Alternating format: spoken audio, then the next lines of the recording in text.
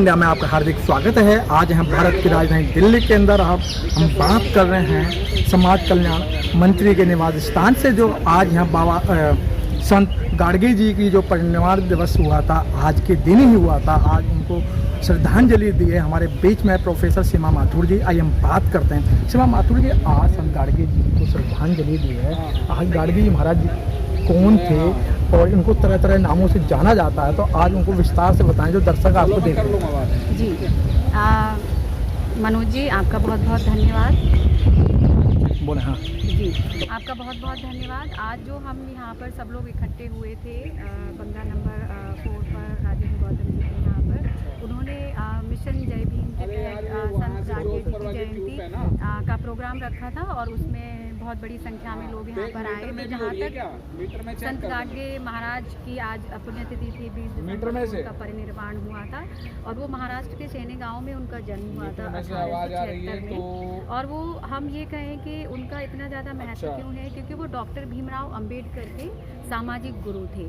तो अंबेडकर जी जिस समाज को बदलने की बात कर रहे थे, जिस समाज से जो जाति प्रथा है, जो छुआछूत है, जो भेदभाव है, उसको मिटाने के लिए निरंतर संघर्ष कर रहे थे, उसके प्रेरणा स्रोत संत गाडगे महाराज जी थे। क्योंकि संत गाडगे महाराज जी का जीवन जो है वो बहुत सिंपल था। अगर उनकी हम तस्वीर को देखें तो उससे ही हमें पता चलता है कि संत गाडगे महाराज का जीवन कितना सादा और कितने उनके जीवन में जो विचार थे वो कितने उच्च थे।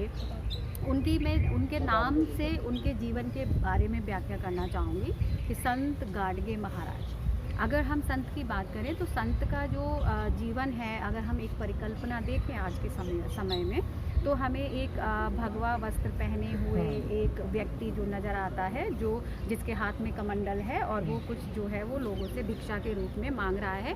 लेकिन संत गाडगे महाराज की जब हम बात करते हैं तो संत जी जो है वो इसलिए उनका नाम संत उनके नाम के आगे लगा क्योंकि उन्होंने ये जानने की कोशिश की कि ये जो समाज है उसमें क्या है, किस तरह की परेशानियां हैं और उससे छुटकारा किस तरह से पाया जा सकता है। तो 12 वर्षों तक उन्होंने पूरे देश में भ्रमण किया।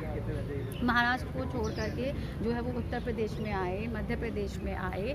तो इस तरह से जो है पूरा नॉर्दर्न इंडिया को उन्होंने जब घूमा और उसके बाद उन्होंने इस नतीजे पर पहुँचे कि इस समाज में जो छुआछूत है, जो जाति व्यवस्था है, तो ये सब जो है ये कहते हैं कि जन्म जो है पूरा वर्ण व्यवस्था पर आधारित समाज में जो ऊंच नीच है कि ब्राह्मण है, क्षत्रिय है, वैश्य है और शूद्र है, इन सब से हमें जो है छुटकारा पाना होगा। और जो ये मूर्ति पूजा है उसको एकदम खंड करना होगा, क्योंकि मूर्ति पूजा में कुछ नहीं रखा है, ये सब जो ब्राह्मणवादी व्यवस्था है उसका ढकोसला है।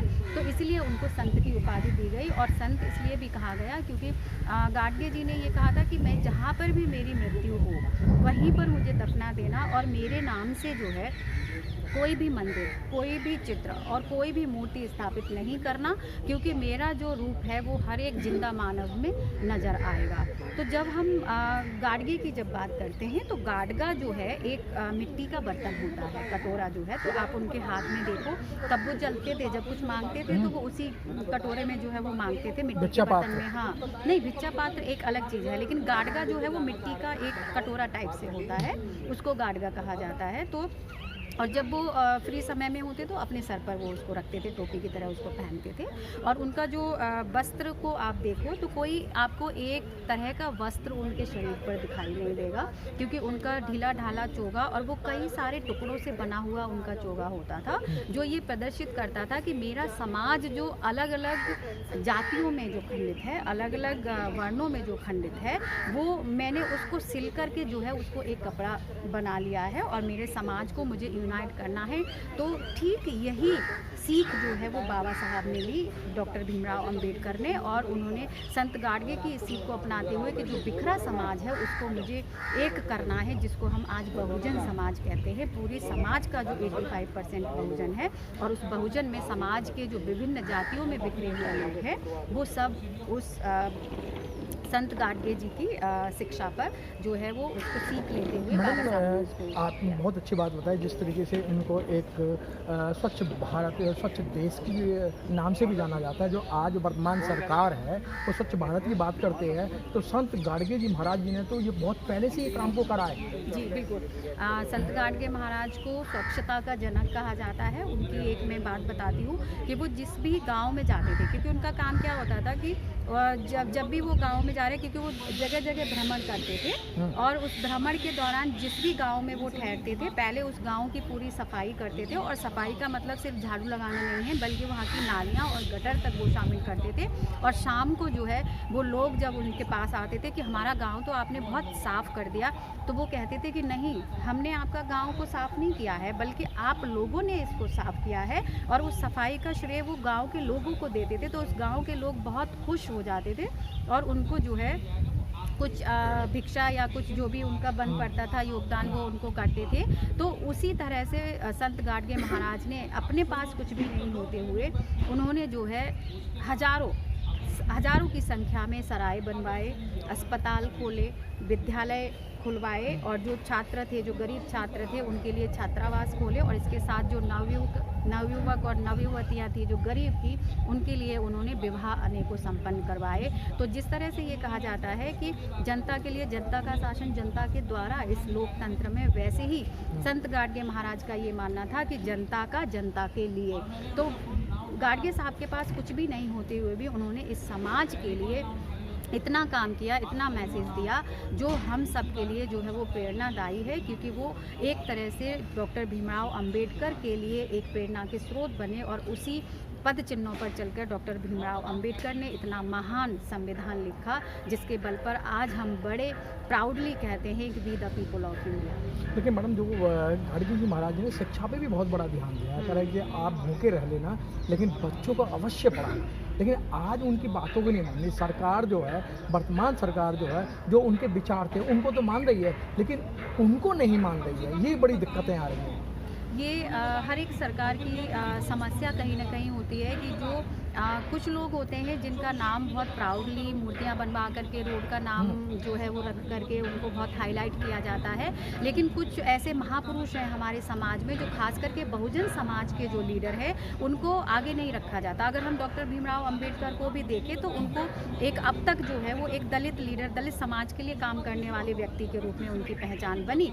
लेकिन आज जो है वो समय बदल रहा है और इस बात को सभी स्वीकार कर रहे हैं कि डॉक्टर भीमराव अंबेडकर से ज़्यादा पढ़ा लिखा, उनसे ज़्यादा भाषाएं जानने वाला, उनसे ज़्यादा डिग्रियां रखने वाला कोई भी देश में क्या, हमारे भारत में क्या, पूरी दुनिया में अभी कोई, विश्व में कोई व्यक्ति अभी पैदा नहीं हुआ है। तो अगर उनके साथ इस तरह का बर्ताव है तो ये आसानी से आप समझ सकते हैं कि जो बाकी समाज के जो लीडर हैं उनका क्या हाल है। क्योंकि इसलिए हमें अपने हिस्ट्री को जानना होगा, अपने इतिहास को, और हमें खोद कर अपने महापुरुषों को निकालना पड़ेगा, जिसमें से एक पहल जो है ये संत गाडगे महाराज की जयंती मनाना शुरू करना है।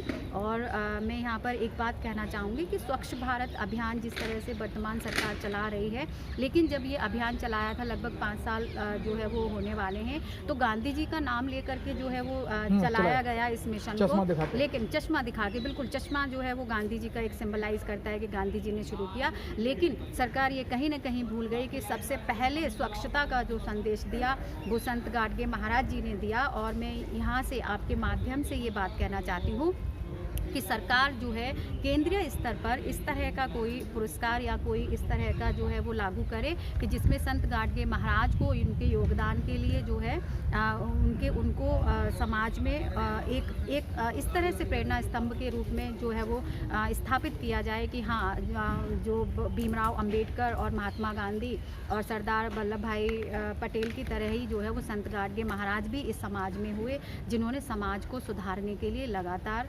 प्रयास करते रहे। तो स्वच्छ भारत मिशन जो है वो संत गाडगे महाराज के तरफ से कहीं ना कहीं वो प्रेरणा का मैडम बहुत अच्छी बात बताई। जिस तरीके से आपने अभी बताया कि आज जो सरकार है मान तो रही है कि हमारे जो महापुरुष हैं जो उन्होंने काम किया, लेकिन आज 20 दिसंबर है, कहीं भी आपको अखबार के अंदर या किसी भी नेता ने या किसी भी मिनिस्टर ने उनको श्रद्धांजलि नहीं दी। बड़े ही दुख की बात।